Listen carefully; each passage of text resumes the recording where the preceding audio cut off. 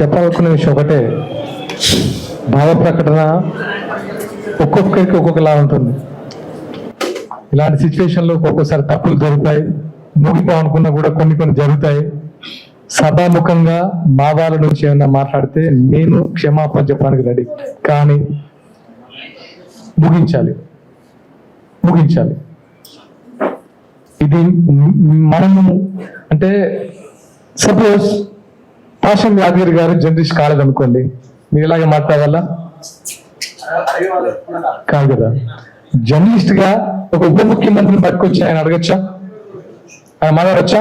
మీకు తప్ప అనిపించిందిగా తమ్ముడు క్లారిటీ ఇస్తారు. మీరు ఇంతకు ముందు మాట్లాడినప్పుడు ఆయన మాటల్ని ఖండిద్దాం, అంతవరకు ఓకే. మనం కూడా తిట్టడం మొదలు అందుకే నేను క్షమాపణ చెప్పాను. రెండవది, నిన్న గౌరవ పవన్ ప్రెస్ మీట్ లో ఆంధ్రప్రదేశ్ పోలీసులు నాగేశ్వర్ని అరెస్ట్ చేస్తామని చెప్తే నేను వద్దాను అని చెప్పేసి ఆయనే చెప్పిండు. అవును, ఐ హావ్ ప్రూఫ్. అసలు ఆంధ్ర పోలీసులే రాదంటాను నేను. ఆంధ్ర పోలీసులు అరెస్ట్ చేయాలనే ఆలోచన లేదంటాను అన్న చెప్పి. ఆంధ్ర పోలీసులు వచ్చిర్రు, మేము వాళ్ళ ఇంటికి వెళ్ళినాము, తెలంగాణ పోలీసులు మిమ్మల్ని అరెస్ట్ చేయడానికి వస్తున్నారని చెప్పేసి మాకు ఇన్ఫర్మేషన్ ఉంది సార్ అని చెప్పిండు. రెండోది ఏంటంటే పవన్ కళ్యాణ్ గారే నిన్న చాలా స్వయంగా ఆయన ఒప్పుకున్న గౌరవపూర్వకంగా ఆయన మాట్లాడినటువంటి తీరుకి నేను కూడా చెప్తున్నా. చాలా సందర్భాల్లో పవన్ అన్న ఏ రోజు ఎక్కడ ఎవరిని దూషించినట్టు నేను కూడా చూడలేదు. కానీ మనము మీరు చాలా గొప్ప చెప్తున్నా.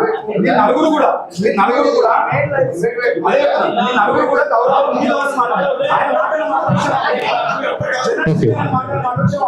ఓకే. ఇప్పుడు నేను ఒకటే ఏమనుకున్నాను, ఖండిద్దాము, ముగిద్దామని చెప్పా. ఎందుకంటే ఎంత లేదన్నా వాళ్ళకున్న ఎక్స్పీరియన్స్ ఆట దొరలు ఉంటుంది,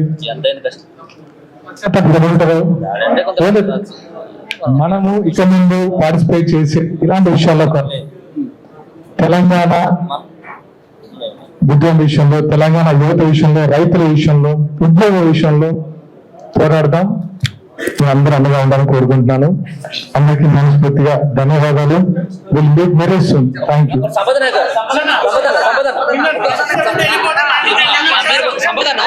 సమాధానం చెప్పాలి.